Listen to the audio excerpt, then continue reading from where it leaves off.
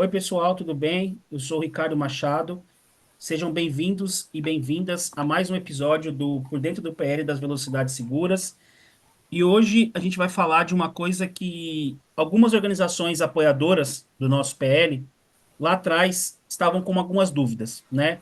Como ajudar a encaminhar o projeto de lei que está precisando de apoio político para avançar no Congresso Nacional.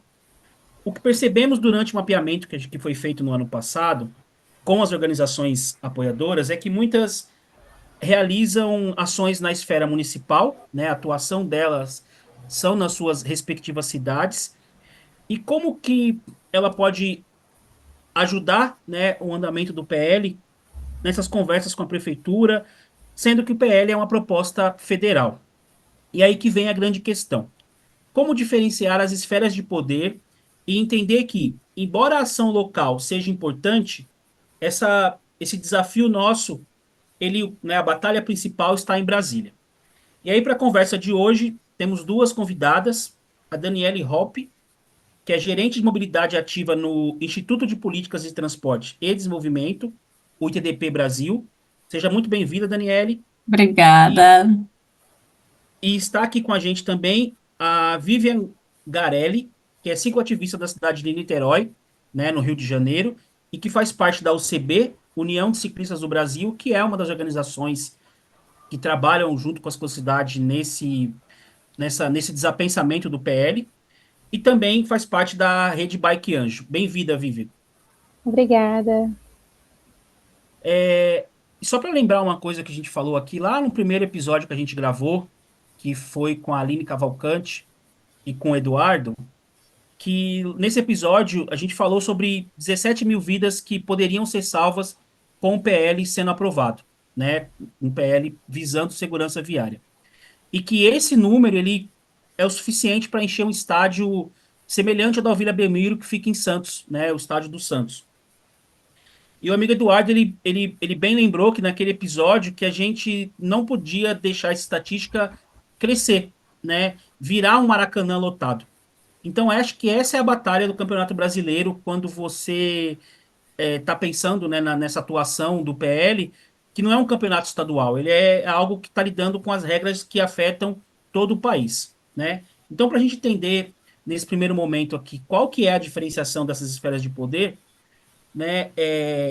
A gente tem a esfera municipal, a estadual e a federal. Então, seguindo ainda nessa analogia que a gente gosta de fazer, que é a do futebol, a gente pode dizer que o nível municipal é onde a maioria das organizações atuam, que seria equivalente a um campeonato carioca, baiano, paulista,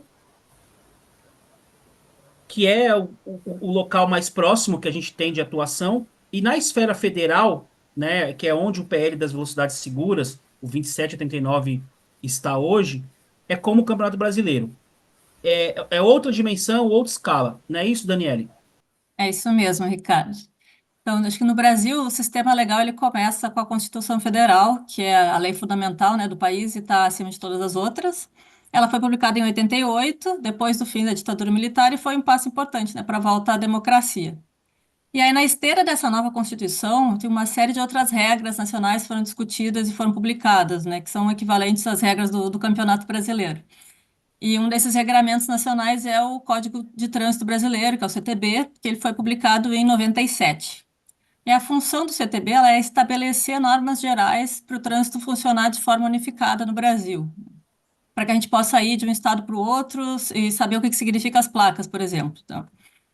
Mas o próprio CTB, ele também reconhece que alguns aspectos dessas regras eles podem ser definidos pelas prefeituras e que elas também são responsáveis por implantar as ações que vão materializar as regras do CTB nas cidades, como a implantação de faixas de pedestres, redutores de velocidade ou a regulamentação de estacionamento. E os limites de velocidade que estão no CTB, eles são considerados recomendações, ou seja, são uma dessas diretrizes nacionais que podem ser alteradas localmente pelos municípios, tá?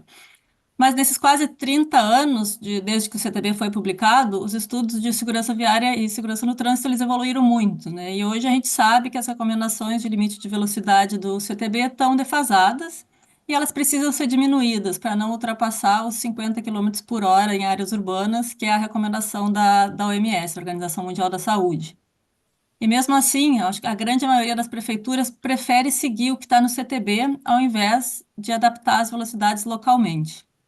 Então é por isso que a gente está fazendo um esforço coletivo, né, por meio das propostas do PL 2789, e que elas alteram o CTB, e é como uma lei nacional, né? A ação acontece no Congresso Nacional, em Brasília, e o que é decidido em Brasília afeta o país inteiro. Então, a gente está. Esse CTB ele cria regras que vão influenciar os municípios e os estados, e a mesma coisa para o PL.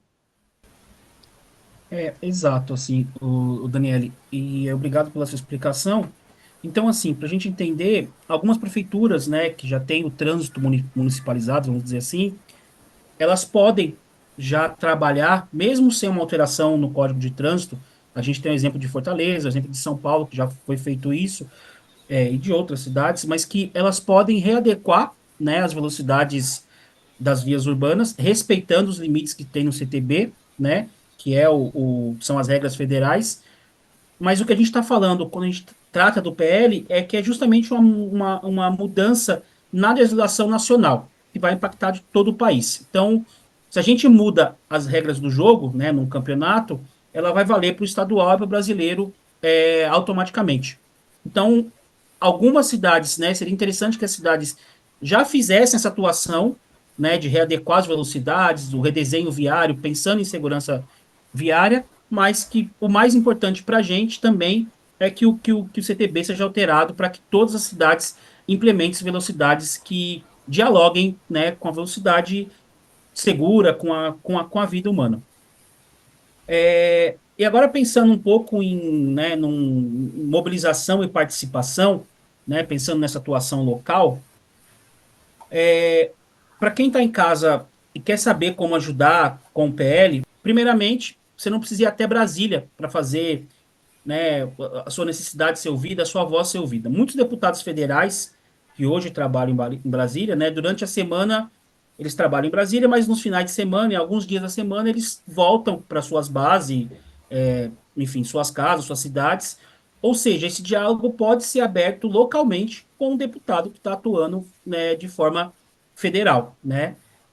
Essa é uma forma de tensionar, né? Você tensionar o debate em torno do PL, que é um debate importante. Então, esse é um exemplo que a gente traz. Esse corpo a corpo ele é fundamental, né? Então, acho que visitar o escritório do deputado nessa cidade, ou até mesmo marcar reuniões com ele quando ele estiver na região. E outro ponto importante é mobilizar grupos de ciclistas, mobilizar a sociedade civil para cobrar os parlamentares por e-mail, pelas redes sociais, fazer petições, criar campanhas. E os deputados federais, eles representam as suas bases eleitorais, né? Então, essa pressão local ela é muito poderosa. Tá bem. Muito obrigado, Daniele. Agora, partindo aqui para a nossa segunda convidada, a Vivian, né? Vamos fazer uma conversa com ela aqui, que é uma pessoa que tem bastante experiência nesse trabalho no âmbito local, né? Ela é uma ativista da ciclomobilidade na cidade de Niterói. Ela é membro da rede Bike Anjo na cidade e é uma associada da União dos Ciclistas do Brasil, a UCB. Ela está na coordenação, inclusive, do Bicicultura, que é um evento, né, para debater a pauta da mobilidade ativa através da bicicleta, que acontece anualmente, e esse ano vai acontecer em setembro, né, na cidade de Niterói. Né? Seria como um Fórum Nacional da Mobilidade por Bicicleta. Vivian, Niterói é um grande exemplo de como uma cidade pode priorizar a mobilidade ativa, né, a bicicleta. Então, eu queria que se você pudesse, por favor, contar para a gente como que você tem atuado, né, no município aí de Niterói. Bom, obrigada, Ricardo, Dani. Aqui em Niterói, a gente tem um diálogo com a prefeitura, né, há muitos anos, através da Secretaria de Mobilidade, né? Hoje em dia, Secretaria de Mobilidade, antes Secretaria de Trânsito mesmo, que a gente constrói nos últimos 10 anos um diálogo para estabelecer melhorias nas condições dos ciclistas. Né? Essa mobilização ela vem sendo feita por diversos grupos e coletivos aqui na cidade nesses anos, buscando o apoio do Poder Executivo e também do Poder Legislativo para garantir que as nossas demandas sejam incluídas na legislação e no planejamento da cidade. Um marco, eu acho que é o programa Niterói de Bicicleta, na época um programa em 2013, que foi ligado ao gabinete do vice-prefeito na época, e que há 4 anos já é uma coordenadoria, que é o Niterói de Bicicleta, ligado hoje à Secretaria de Mobilidade, e a partir dessa ação conjunta, acho que a gente tem alguns exemplos de sucesso, como a criação do bicicletário Araribóia, que é um bicicletário público e gratuito para a população. A gente tem também as bicicletas compartilhadas, que são financiadas pelo Poder Municipal. A gente tem também um aumento na malha cicloviária da cidade. Perfeito, Vivian. E você trouxe para a gente toda essa atuação, né, local. E como que a gente pode fazer essa transição para a esfera federal, né? A gente sabe que muitas vezes a cidade querem avançar e elas esbarram nas leis federais, né? Então, como o PL das velocidades seguras, o PL 2789/23, ele pode fazer a diferença nesse cenário? Bom, Ricardo, é isso. No nível municipal, a gente consegue fazer várias mudanças, mas algumas delas são limitadas no que está escrito, né, no Código de Trânsito Brasileiro, que é uma legislação federal. Então, para as cidades, para que as cidades possam avançar mais no âmbito da segurança viária, é essencial que leis como o PL 2789, que trata da segurança de todas as pessoas, sejam aprovadas, porque as diretrizes elas são mais claras e sobre a redução de velocidade, o fortalecimento da fiscalização e também o aprimoramento do desenho viário. E essas medidas, elas fornecem aos municípios ferramentas essenciais para poder proteger a vida de todas as pessoas no trânsito. Tá bom, Vivi, obrigado, viu? Então, acho que é isso, né, o nosso bate-papo de hoje.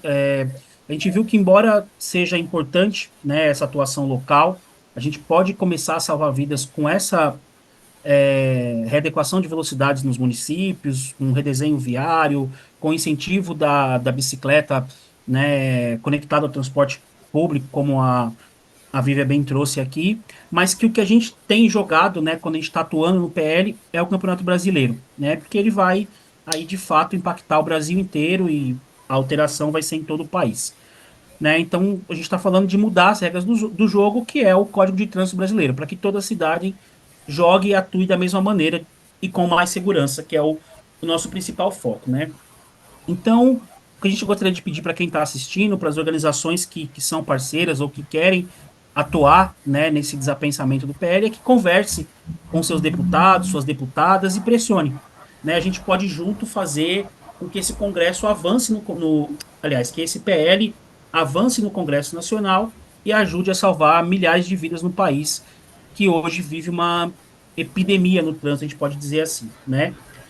E vale lembrar que mesmo que o deputado, como eu falei um pouco ali atrás, ou a deputada esteja em Brasília, durante a semana ele pode estar mais localmente na sua cidade e talvez se você tiver um deputado na sua cidade que é um deputado federal, é o momento talvez da gente fazer uma pressão um pouco mais corpo a corpo, fazendo essa ligação, né, de serem da mesma cidade. Que é um jeito de ser ouvido também no Congresso sem precisar diretamente ir a Brasília, né? Então eu agradeço, né, pelas nossas participantes aqui hoje, pela Daniele e pela Vívia, né? Quem está assistindo aqui a nossa conversa, o nosso bate-papo, e que no próximo episódio a gente volta a falar um pouco mais de um tema, né, relacionado a um trânsito mais seguro e mais humano. Muito obrigado, gente. Valeu, pessoal. Obrigada, valeu.